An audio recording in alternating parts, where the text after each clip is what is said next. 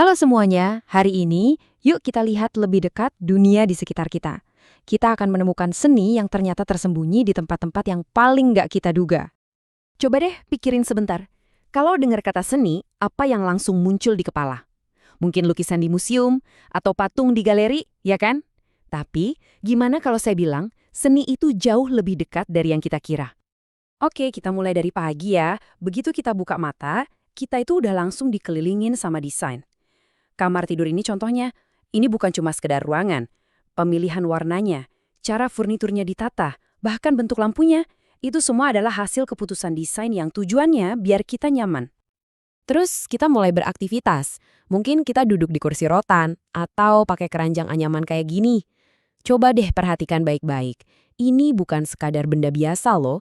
Ini tuh karya seni kerajinan tangan, di mana setiap anyamannya itu punya cerita sendiri tentang keahlian dan keindahan. Bahkan nih, pas kita lagi pilih-pilih cemilan, lihat deh kemasan keripik ini. Desainnya itu dipikirin banget. Warna, jenis huruf, gambarnya, semuanya itu bagian dari desain grafis yang tujuannya narik perhatian kita. Ini seni yang lagi ngobrol sama kita.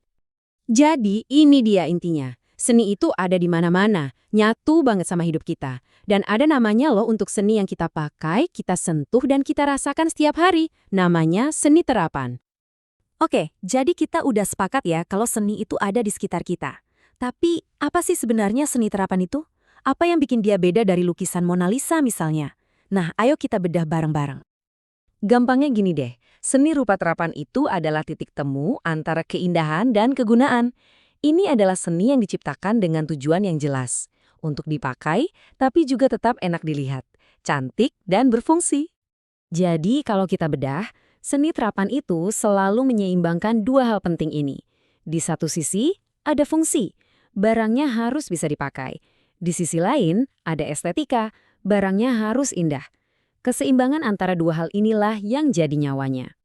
Sekarang, gimana caranya kita mengelompokkan berbagai karya seni terapan yang ada? Sebenarnya ada dua cara gampang buat memahaminya. Pertama, dari tujuannya, dan kedua, dari bentuk fisiknya. Pertama, kita lihat dari tujuannya. Ada karya yang dibuat karena kita butuh. Contohnya kursi. Ya karena kita butuh tempat duduk. Di sini, fungsi jadi rajanya.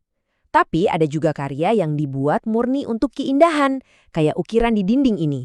Tujuannya ya untuk mempercantik ruangan. Kedua, kita lihat dari bentuknya. Ada karya dua dimensi atau 2D yang bentuknya datar, cuma punya panjang dan lebar, kayak motif di kain batik atau poster. Lalu ada karya 3 dimensi atau 3D yang punya volume, bisa dipegang dan dilihat dari segala sisi. Contohnya ya furnitur atau bangunan. Nah, perbedaannya jadi jelas banget kalau kita sandingkan dua contoh ini. Di kiri, kita lihat proses membatik. Ini seni 2D yang hidup di atas selembar kain datar. Di kanan, ada rumah adat yang megah. Ini seni 3D yang punya ruang, yang bisa kita masuki, dan kita tinggali. Dua-duanya seni terapan, cuma dimensinya aja yang beda. Oke, siap? Yuk, kita lanjut jalan-jalan singkat di galeri seni yang sebenarnya kita tinggali setiap hari ini. Kita mulai dari yang paling besar dan paling megah, arsitektur. Setiap bangunan, entah itu rumah adat yang penuh filosofi atau gedung pencakar langit modern, itu adalah seni terapan dalam skala raksasa.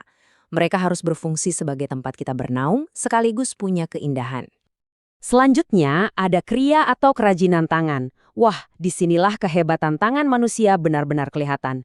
Benda-benda kayak tas dan keranjang ini dibuat satu persatu, menggabungkan tradisi, fungsi, dan keindahan dalam satu objek yang bisa kita pakai. Terus ada desain grafis, seni yang mungkin paling sering kita temui, tapi sering luput dari perhatian. Mulai dari logo merek favorit kita, sampai bungkus makanan di supermarket. Semuanya pakai gambar dan tulisan buat ngomong sama kita secara visual. Sekarang kita masuk lagi ke dalam ruangan. Ada desain interior nih. Ini bukan cuma soal mindahin sofa ya, ini adalah seni menata sebuah ruang untuk menciptakan suasana, memaksimalkan fungsi, dan nunjukin kepribadian penghuninya. Dan pastinya, seni yang kita pakai di badan kita setiap hari, desain busana. Pakaian itu, seperti batik yang lagi dibuat ini, ibarat kanvas berjalan. Fungsinya memang melindungi tubuh, tapi juga jadi cara kita mengekspresikan diri ke dunia luar. Oke, setelah lihat semua contoh tadi, terus kenapa? Kenapa kita perlu repot-repot peduli dan mengapresiasi seni terapan di sekitar kita? Apa pentingnya? Karena dengan memahaminya, cara kita melihat dunia itu bisa benar-benar berubah. Kursi bukan lagi sekedar kursi, tapi hasil pemikiran desainer. Cangkir kopi bukan cuma wadah, tapi bentuk yang dirancang biar pas di tangan kita. Kita jadi lebih menghargai kreativitas dan niat baik di balik benda-benda yang melayani kita setiap hari. Intinya ada di sini. Menghargai seni terapan itu lebih dari sekedar bilang, wah bagus ya. Ini soal menyadari bagaimana kreativitas manusia itu secara mendasar membentuk cara kita hidup, bekerja, dan merasakan dunia ini. Nah, sebagai penutup, saya mau kasih satu pertanyaan buat direnungkan. Dari semua benda yang Anda pakai hari ini, ponsel di genggaman Anda, sepatu yang Anda pakai, atau mungkin meja kerja Anda, karya seni terapan mana sih yang perannya paling penting buat Anda hari ini? Coba deh pikirkan.